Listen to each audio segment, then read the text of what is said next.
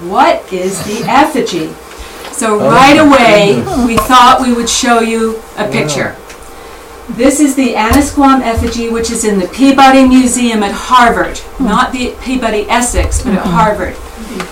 And it is a carving of an Indian woman, Native American woman, and this is the side view. Now I'm going to show you more about this carving, but I'm going to go back and talk about the story of how we actually learned who found it and where they found it. This is Gert Griffin as a young girl. Now many of you knew Gert, one of the stellar people in Annisquam, and it was her stories that made up what Lydia Prescott Thayer put together in her book called Annisquam, Peaceful Harbor. I have a copy of it here that I brought over, and if anybody wants to take a look, they're welcome. But Gert gave Lydia the information about the effigy. And so what I thought I would do is set the stage. Now I know Lindsay's here, or is she here? So first of all, we have to set the stage. And Edward Goki, gardener and chauffeur to Mr. Wisewood up on Adams Hill, bought the place. Now she's talking about the Madame Goss house from the O'Reilly heirs in 1917. Mrs. Goki was a hairdresser, important probably to ladies in the village. In 1922, when making the foundation of the former bake house into a sunken garden, Mr. Goki uncovered a sandy limestone carving of the upper part of an Indian squaw with a papoose on her back. So that's the information that we had about the discovery. So to set the stage, since all of you aren't quite as familiar as we are on our part of the cove, the Madame Goss house was an early house in Annisquam. It was built in 1728. It was used as a tavern. It was the scene of a historic episode during the War of 1812, and that's a whole nother subject. It was later called the Colonial House. Now this becomes important. So Madame Goss house, Colonial House. Madame Goss was actually Elizabeth Harridan, wife of Richard Goss. And she must have become quite an important person in the village to have this house named for her and perpetuated over the years. And this is, if you're driving down Leonard Street or walking up Leonard Street, this is the Madame Goss house. It's number 47. It's Ann Meyer's house. It's been extensively renovated so that it doesn't look like it used to, but it is the Madame Goss house, and this is the portion which is the original portion. I'm going to show you some more images and photographs of the area so that you can get your bearings. So Eleanor, our daughter, is a wonderful photographer, and she takes great photographs, and she's here in the wintertime. You cannot see this house well unless the trees are all without leaves. And this is the Madame Goss house right here. Since Anne has it, it has been attached to the next door house. So this is actually all one building now. And notice that there's a wharf in front. For those who are familiar with this view, this would be Al Robinson's house. This is Jill's house. Jill's here. So this is the view from the cove. If you take this picture from the bridge in the summer, you can't see anything. There's just too many trees. All of the details of the architecture are gone. However, if you had this photograph many years ago, probably around 1900, there's a horse and cart at the end of the bridge. There's an old gentleman here. Not sure who he is. It'd be nice to know. And for information for Annisquamers, this is the Eats Davis house. This is the shed that was used for shipbuilding. Ships were built along this region. Here's the Madame Goss house with a porch. And here's the bake house. Now, the bake house did not make croissant. It made hardtack. Yeah. And this area was used as a very important highway for ships, boats, coming up and down the cove, and this, we think, was used to service the ships with provisions. So, Madame Goss House, bakehouse. That'll become important. Martha Hale Harvey, bless her soul, took photographs of everything, and she has an old photograph that you can see of the Madame Goss House, the bakehouse, and importantly, the outhouse. And David found this photograph in the Library of Congress. David's my husband, for those who haven't met him. He's over there. And this view is wonderful for two reasons. First of all, it shows the Madame Goss House, and it shows Leonard Street, so you can appreciate that it's down in a hollow a little bit. Our house, which is 39 Leonard Street, which is where you see flags flying, is this one here. The bakehouse is here, and the important other bit is the pump, which is here on a spring or a well. So one of the stories and probable truths about this area was that it was an early settlement for Native Americans. It was sheltered and they had water. So that puts this into a little different context. Now I want you to look at this bakehouse. That's the bakehouse. Wow. The bakehouse has been turned around. Here's the door. I'm going to go back so that you see. There's the door. There are the windows. So if you go, move it up to the hill. There's the bakehouse. This side of it is the original house, and it's been extensively altered, added onto, and it's now for sale. Now I got an email from Amy Galt. She and her husband Steve own the house. And I said, do you know when it actually moved up the hill? Because it's a little hard to place this on the plans of the area. She thinks her house was moved to its present location in 1916, maybe 1917, but certainly in that time frame. Because of the pipe connecting the house to the Leonard Street water main, and the city had a document showing that that installation was there. So 1916, 1917. Now remember, we'll go back. The effigy is found in 1922. And this is showing you the entire landscape now. So the bakehouse has moved from in front of the Madame Goss House up the hill and has been extensively remodeled so that it looks nothing like that original house. Now we get to the cast of characters. So now you know the area that we're talking about.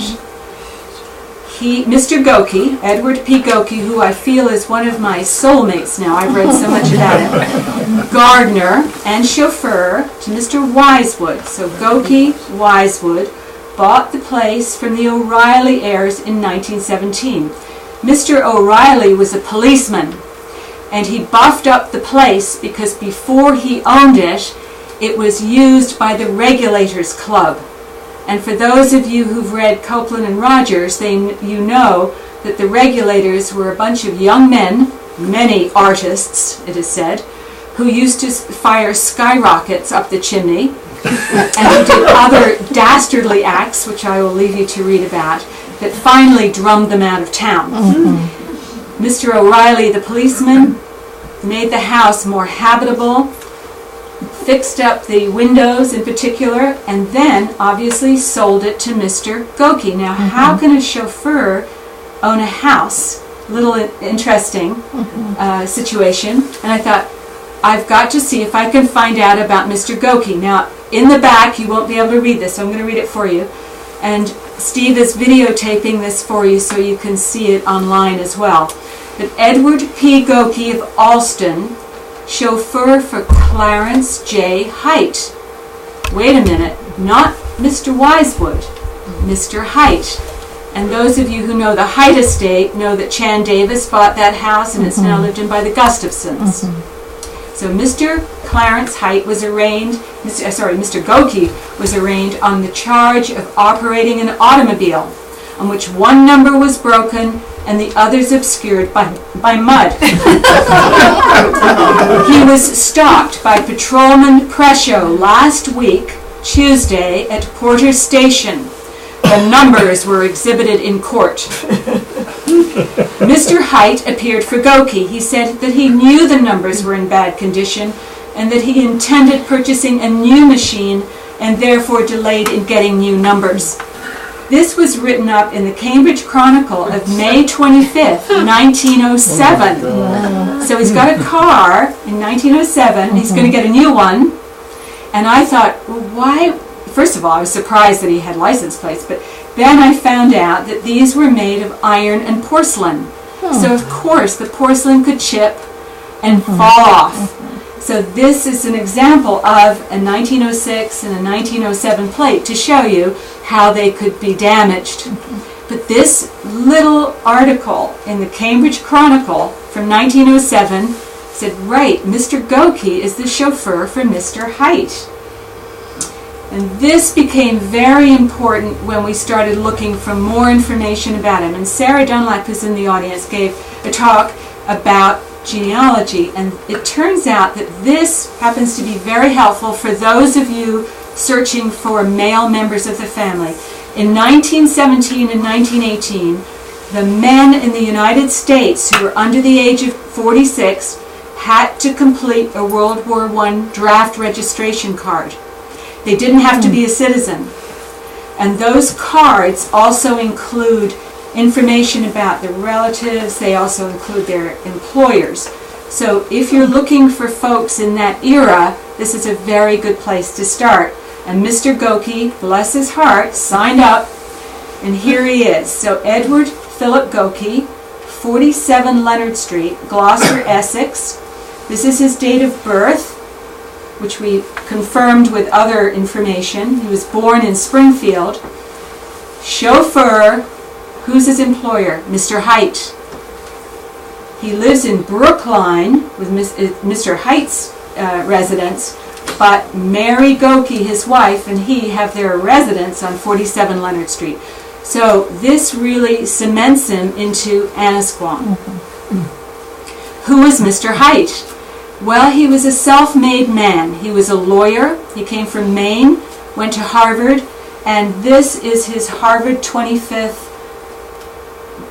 book plate, which shows him probably about the age that we meet him in the 1920s. Turns out that in 1908, when he's about 40, he has purchased property at Annisquam on Dr. Adams Hill for the erection of a handsome new summer residence. So he's doing very well as a lawyer in Boston, as they seem to continue to do. And Mr. Height is involved in mining interests, in railroads, and he sits on the board of many different groups. He actually dies in Annisquam at the age of 77. And notice that by this time he's the chairman of the board of the United States Smelting, Refining, and Mining Company. So a very wealthy man. We looked to see whether or not Mr. Goki could still be traced into the 20s, because of course that's when the effigy is found. And sure enough, he's not only on the census in Boston, he's on the census in Annisquam. So he gets counted twice. So the census for 1920, just -1 because he's doubled. Now, Edward P. Goki, Mary, his wife, is a chauffeur living in the house 47 Leonard. So we've really cemented him in place. Mr. Wisewood, he may have worked for Mr. Wisewood. There may have been gardening done for Mr. Wisewood, but there's no direct link. But I thought I would show Mr. Wisewood because he has Annisquam connections. He also lives on Adams Hill, but really in the 20s. He doesn't come as early as to do the Heights. And he's mentioned in a biography of his brother Otis, who actually is famous for a legal precedent. But Henry was a character. He was an inventor. He invented the high-speed printing press. He was an aeronautical engineer. He was a supporter of America's entry into World War I. He was involved with Thomas Edison in discussions about what the Navy needed. So he was an interesting man, and he really didn't stay here very much, but what we do know is when he did stay, he was painted by Margaret Fitzhugh Brown. So this is the person who was the patron for Margaret Fitzhugh Brown. This is his wife, Elizabeth Ogden Brower Wood. And the nice thing is when you look in the background of Henry's portrait, it has Cape Ann.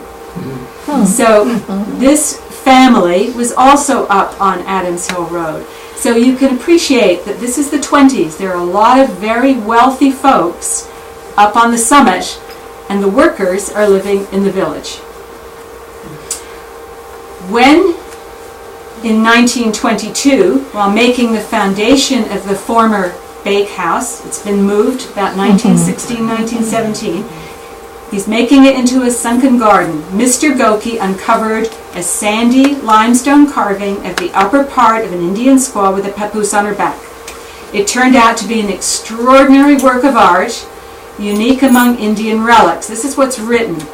Nothing like it had been found nearer than Alaska. We're not sure where that came from. And it seemed to have once been painted red. Well, so Dee Dee and I and my son Ben, who's an archaeologist but trained in New Zealand, all go off to the Peabody Museum and go down the stairs and pull out the drawers. But in fact, the effigy had already been placed for us on a bench to see, and there she was. And what Ben took were photographs, without the best of light, I'm afraid, of this 1 foot long carving of this woman with a baby on her back, possibly the cradle board, a peaked hat, and also of interest, a very small, fine, what appears to be drill hole in each cheek, but not perfectly aligned. Not quite sure how to explain that. But what is interesting, of course, is what does it look like on frontal. We've only shown you the lateral views, if you will. This is a very narrow stone and a very narrow face. To me, it almost looks like she's sleeping. Although with a baby on your back, I guess that's not an option. And the nose has been broken, it's been snubbed off. But you can appreciate that this is a very evocative image and very different than most things that we've seen as artifacts. Now, on the back, and this is not a groove, by the way, this is just the pigmentation in the stone or the stone itself. It is not a dent. It looks like it in a photograph. This is the baby. And the problem for us has always been the baby looks very unusual in position. And that was true when the curators of the Peabody Museum included it in their book. This is a page from Willoughby's book on artifacts. And in those days, photographs weren't used, drawings were used. So what I'm showing you is their interpretation, their drawing of this carving. And they drew it so that this was the nose and the eyes are on either side. Very hard for a baby to be positioned like that. But it does seem that the arms wrap around. So this is one of the paradoxes that we're trying to sort out. Why does it look quite like that? Because if the baby is in a cradle board, if this is a cradle board, it's facing the wrong way. So Willoughby talks about this. He says, what is probably a part of the upper extremity of the cradle board appears above the child's head, and a part of the carrying strap seems to be indicated passing across the forehead of the mother. The child seems to be clinging to the back of its mother in a position reversed from what we should expect to fasten to a cradle board. So that's one of our puzzles. I'm going to show you this again so that you can see how this infant is positioned around that major part of the carving. So now, what do we do about Mr. Willoughby? Now, how does he know about this, and how does this effigy get to the Peabody Museum? I must admit that I was hoping that some Harvard professor who was wandering around Annisquam in the 1920s purloined the effigy and took it under an overcoat, took it back to Harvard, and that really it still belonged here. However, this is the rest of the story. Mr. Willoughby was self-taught. He was originally from Maine. He made inlays in furniture, made small picture frames. He also began archaeologic excavations in the shell heaps of Damariscotta and elsewhere. Now, archaeology in that era was just beginning to learn about how to actually do it. Nobody had given anybody any rules about gridding out fields and measuring and making careful sort of discrimination between layers. Nobody had done that at this time. He, however, Mr. Willoughby, became noticed by Professor Frederick Ward Putnam of the Peabody Museum of Harvard University. And Putnam persuaded Willoughby to abandon his prosperous art business. He was selling Madonnas to people in Augusta, Maine. I thought that was interesting. And in 1892, Mr. Willoughby became assistant in the Department of Anthropology at the Chicago Exposition, one of Putnam's projects. At the close of the fair, he came to the Peabody, and he came up the ranks. He was assistant curator, director, finally director emeritus. So in 1915 to 1928, he is the director of the Peabody Museum. Now, I'm going to read these because you probably can't see it, and I'll highlight the important parts. A letter goes to Mr. Edward P. Goki, Annisquam, Massachusetts, September 16, 1922. I am much interested in the stone head which you kindly allowed Mr. Guernsey, he's from the Peabody, he's an archaeological, not a doctor or a academic, but more a working person there, and Dr. Houghton, who at the time is teaching anthropology, to bring to the museum. Now I'll mention that all of the papers that I've got here that show the correspondence are courtesy of the Harvard University Archives.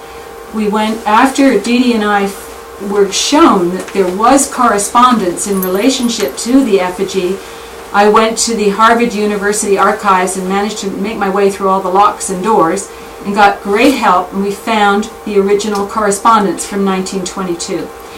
I didn't copy the original letters except for a few. This one was on very thin paper, so I just transcribed it. So Mr. Willoughby says, I think it was made by the Indians. Its surface has the appearance of many very old stone implements which have been long handled and have lain in houses for many years since they were originally found. Notice that that carving is very smooth. And Ben, my archaeologist son, was very careful to look to see if there were any chisel marks or anything that might look like a modern touch on this, and there weren't. Could not the head have been picked up long ago and have been kept in the old house and lost near the foundation where you found it? So Willoughby's already thinking this may not be recent. The head's quite unusual and ought to be placed in our museum in the hall devoted to New England Indian relics. Will you not give it to this museum? That sounds like the Harvard approach. I work for it. It would be cataloged, all the data recorded, and the specimen placed on exhibition at once, properly labeled with your name as donor. Such specimens are of much scientific interest and should not become scattered and lost. If you decide to give it to this museum, I shall be glad to furnish you with a cast, carefully colored to resemble the original. Hoping to receive a favorable reply, I am sincerely yours, C.C. Willoughby, Director. So now we have the situation where somehow Mr. Guernsey and Dr. Houghton have been sent to look at this, and they've brought it back to the Peabody. Well, who sent them? How did this happen? This is where we think it gets interesting.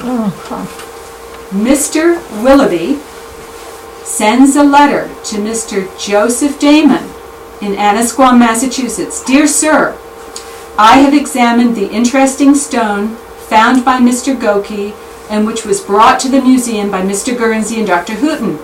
It is of much interest and should be in our collection. I am enclosing a copy of a letter to Mr. Goki, the one I just read you. Knowing that you are interested, Dr. Hooton has suggested that your influence toward the above disposition of the specimen would be greatly appreciated by us all. Now, who was Mr. Joseph Damon? That's me. This is called playing to the crowd. Okay, so Mr. Joseph Damon is standing in front of his house, which is there, looks the same, on Cambridge Avenue, holding, I think you'd have trouble holding him now, Paul Littlefield. And this photograph is in their book at their house, and gracefully, thank you very much for letting us show it tonight.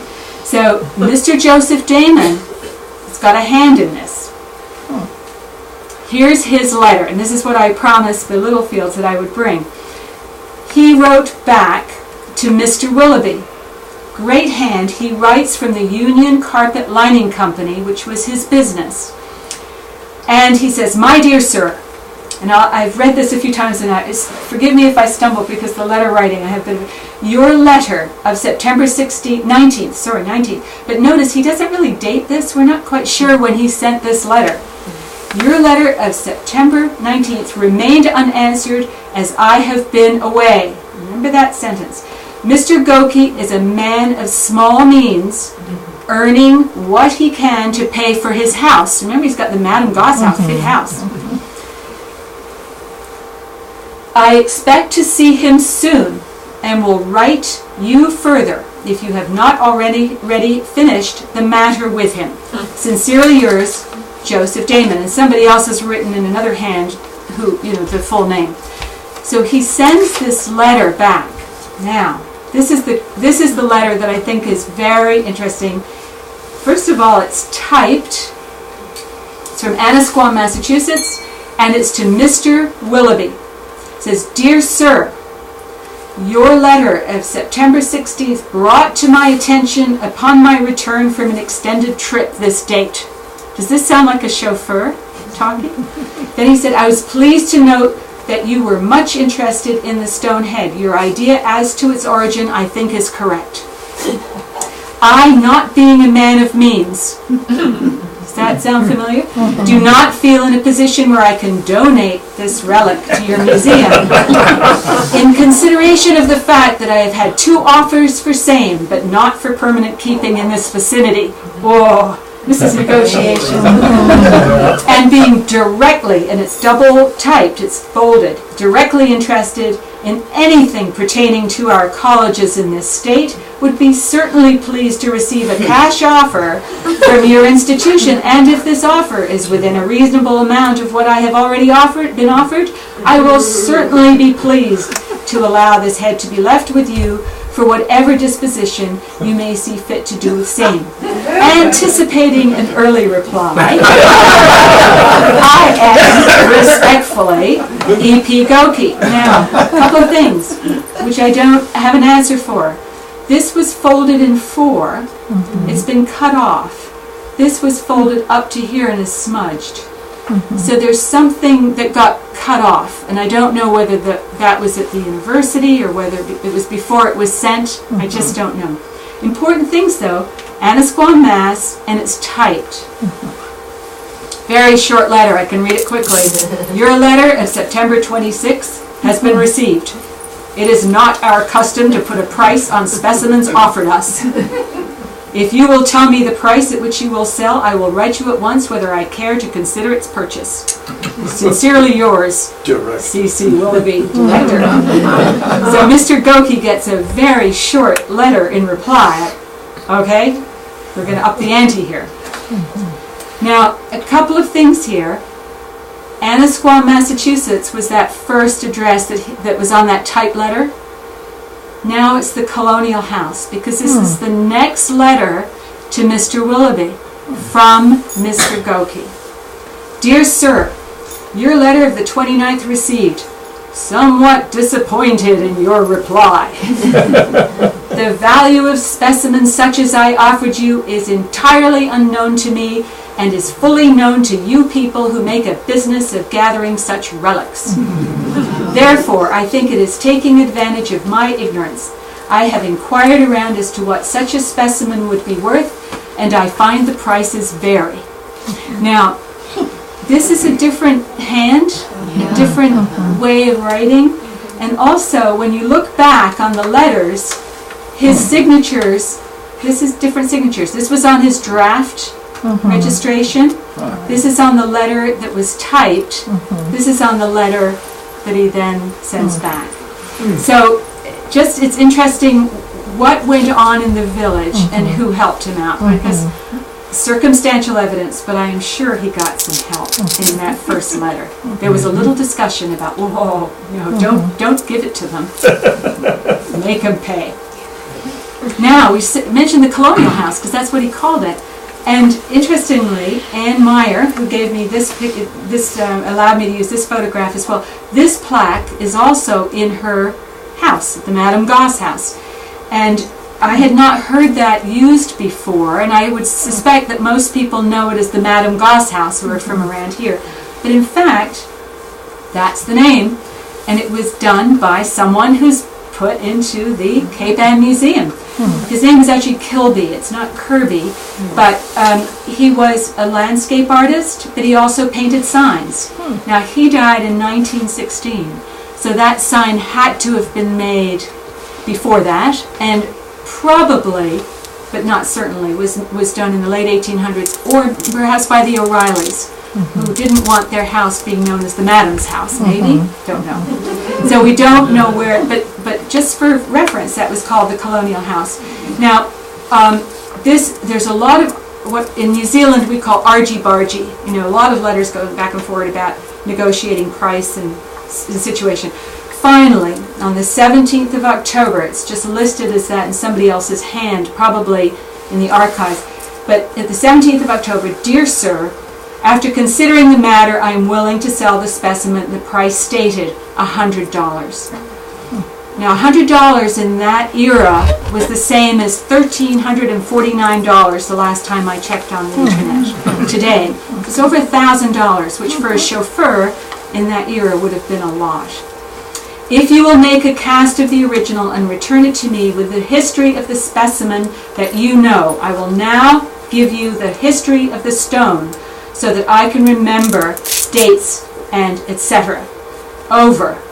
There's no over. So what we think happened, I think, these are all now in the Harvard archives. I think the original note stayed with the carving at the Peabody. But what they've got in the Peabody, and you'll see this on the net if you look up the Peabody Museum under Annisquam Effigy, it's really talking about where it was found and who was the finder. The interesting word that I learned was provenience. And Mary Ellen will know that, but provenience actually means the geography, where it was found. Provenance is much more helpful. It tells you the history, the context, and how it passed down from one era to another. So provenience just tells you this is where it was found, and it was found Lobster Cove, 20 inches below the surface. That's what they've written. Northwest side. Collector Edward P. Goki. Notice it doesn't say where Lobster Cove is. Dee Dee pointed this out because in another paper they talk about it being in southeastern Massachusetts somewhere. So a bit of a puzzle. And I've just included this just to prove that unfortunately they did actually buy it. This is the rough draft from Willoughby, also in the archives, that says that he's got the bursar to get a check for $100 in payment for the stone head. So it was bought, and unfortunately it was not stolen. Anyway, other important piece of the paragraph that I read you at the very beginning, a large bar of the same limestone. Now, question about this, so we'll come back to it. Also discovered at this time, now serves as a doorstep for the front porch. She's still talking about the Madame Goss house. And on those early photographs, you might have noticed there was a porch. Well, back to Ann Meyer again. Ann, have you seen any funny stone around your place? So Ann, bless her heart, goes looking, and sure enough, in the patio area by the barbecue, there's this bar of stone. Now I'm showing it to you in situ, But as you take it up close, and I've photographed it next to the granite, you can see it's red. It's very different. And if you look at it on end, it has grooves. Oh, yeah. Now, how old are those? I don't know. But it is different, and it's a bar of stone. As we were talking about trying to prove whether it was limestone or not, and we didn't dare put hydrochloric acid on it, as Judy had suggested earlier today. So I sent the pictures to a geologist friend of mine. He thinks it's probably sandstone. And I think most people who've looked at it and know a little bit about geology say, yeah, it looks more like sandstone. It's got those layers, and they're red, and they're coarser, and it's easier to carve, and it's been worn. And John, who's my friend in New Zealand, who's a geologist, would have to bash it with an est-wing to be sure, and that's the geologist's hammer. New Zealanders give it a go, but I don't think we're going to let him near it. Now, in all of this talk, I haven't mentioned Mrs. Goki. I don't have a photograph of Mr. Goki, unfortunately, but she was widowed probably around 1930, 1931. And Janie at the Gloucester City Archives tried to find Mr. Goki in the death list in Gloucester, and he's not listed, but he may have died in Boston. Mr. Height, of course, is still his employer. Mrs. Goki is now a widow in 31. This is taken obviously much later than that. And the interesting thing is that Clarence Height, when she renegotiated the financing of the Madame Goss house after her husband had died, Mr. Height had held a mortgage. And whether he paid it off himself or she paid him, but he discharged the mortgage in 1931. So Mr. Height was very much involved with this family. And the other important finding here, which brings the story back around in a circle to the three people here, is that Mary Goki sells the Madame Goss house in 1936 to Foster Damon, who is Joseph Damon's son. Okay, got the link? And his wife is Louise Wheelwright. And I found a photograph of an oil painting that she had done, and Giddy's nodding his head, so you've seen this probably. Yeah. Do you have it? No. Okay. So S. Foster Damon, this is a 1924 oil painting. Louise Wheelwright Damon, you can tell me more about her, but she was an artist well known in her own right.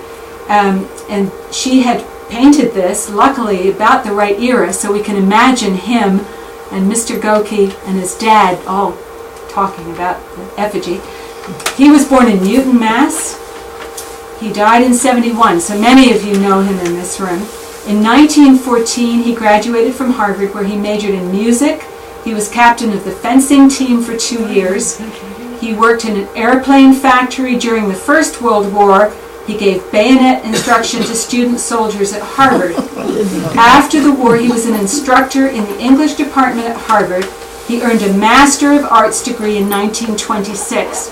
Now, he would have been around the Harvard scene when Ernest Houghton was around, and they actually, when you look at their biographies, have very similar kinds of interests, music in particular. I just mentioned that. We were hoping that Dr. Houghton would have a notice of having arrived at the Damon house, but Jackie looked through the book, and we don't have any confirmation of that. But I just raised that as perhaps there was a little more information going on between the anthropologists and the English department than we knew at the time. Now I'm going to, Dee Dee's got a show and tell right now, because I thought we would mention this. Now Olson, as you know, is one of the Gloucester poets, and he talks about the Annisquam Effigy. He also mentions that in 1961 he had a plaster cast made for himself of the original, which is in the Peabody Museum. And Dee Dee's going to put, I'll just show this now if that's all right, Dee Dee, and we can put it at the back. This, thanks to Tom O'Keefe, who gave it to us to show, is one plaster cast of the effigy. It's in the Historical Society. It was probably the one that was given to Mr. Goki in return for his selling the effigy to the museum. it has a little bit of a wonky chin, so probably the mold was a little bit warped at the time. But it will give you a pretty good idea of what this looks like in the reel. The color is wrong. But also, interestingly, the mold was good enough that it picks up the holes on either side of the cheek. I just wonder whether they did that as for an exhibition. We have no information about why those holes are there. But we'll put this at the back so that people can take a look, and they can also get a look and to see how this baby is seated or situated on the back.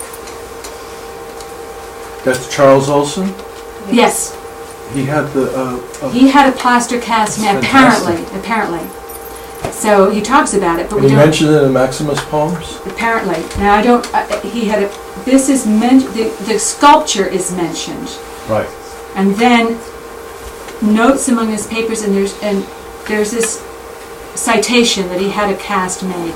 There's no documentation at the Peabody. We've tried to get more documentation, and it's just not available. So, modern era. The effigy is used as the poster girl for the Archaeology Week in Massachusetts, the first one, which was in June of 1992. I'll tell you that now there's an entire archaeology month, and it's October of every year. So look for events, because they actually have a whole series of events that your taxpayer dollar is supporting. That poster, by the way, Dee Dee has put up here so that you can see it if you go out. So that's the poster. At the same time, a newspaper article was written, and Stephen Williams, who was the then curator of the Peabody's North American collection, was asked to comment. It's not totally unique, but it's certainly a fairly rare example. Well, nobody has seen anything that's quite like this, from what we can tell. I don't know that we know how old it is. He's made a guess here, but nobody's really quite sure. And his guess was that it was some sort of ceremonial object. Now, everybody since that early Willoughby paper, that the book was written in 1935, and that chapter, those first pictures I've shown you, a lot of different people have cited this in their books. Most of them, as far as I can tell, have not seen it. They've got the the drawing, but they haven't seen it. And Kathleen Bragdon had mentioned it in her Native Peoples of Southern New England, and she was very good, and she referred us on to people who might know information. And one of them was Gregory Wesselkoff, who was at the University of South Alabama. And I'll just read the highlighted part. That last, in other words, the shape of the head, reminds me of the Abenaki headgear shown on the cover of Bruce Bork's 12,000 Years. I love that subtly carved strap holding the baby in place. I have no reason to question the authenticity of the Annisquam effigy, and I think it's quite a remarkable and important piece of native art and symbolism.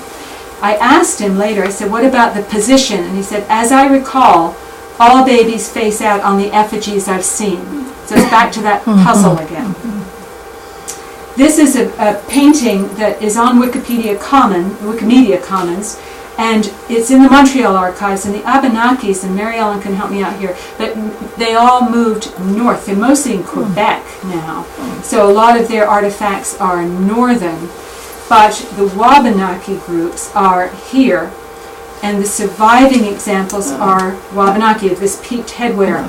So of course we went to Bruce Bork. Dr. Wesselkoff said, well, it's on Bruce Bork's book, so we go, okay, where's Bruce Bork? Find him. And we did. And he was not sure if it was an Abenaki or if it was Wabanaki. In other words, both groups might have worn the same headgear. And I'll just show you the picture of a Passamaquoddy woman from Frank Speck in the early 1900s, and that's the peaked headdress again. Yeah. So I think that there's good circumstantial evidence that this area of artifact. If it is sandstone, there's no sandstone on Cape Ann, so it had to have been brought here. How was it brought? So that's where we're at, and Dee can follow up on this a little bit. Before I end my part, though, and she continues just the last part about questions and ideas, the people who've helped us out have been wonderful, and there are 3 groups. The first groups are those associated with the Peabody Museum, that was Emily Pierce, Sarah, Janie, and Sandy at the Gloucester City Archives, Robin McElhaney in the Harvard University Archives. So those are the official groups. This group are all the locals who've been wonderful at giving us information, helping out. John and Janet Egan got me started on where the Wisewoods lived, and it was not one word. It's out, it's Henry Wise Wood, which makes a lot of difference, as you know when you look things up. Jimmy Groves, who came through again, Paul and Jackie Littlefield, Tom O'Keefe, Ann Meyer, Hope Winthrop, and all of the Teals, who have lived with this obsession in the summer. The last group are the folks who've been involved in the anthropology and the archaeology. Bruce Bork, who's the main archaeologist, and he's the one who knows about Wabanaki history. Kathleen Bragdon, who got us onto the right track. Edward Lennox, who's got the effigy in his textbook. Mary Ellen, who's in the front row, and Gregory Wasselkoff, who we've not met, but who's another person who got us sort of onto the right track. So that's my thank you list.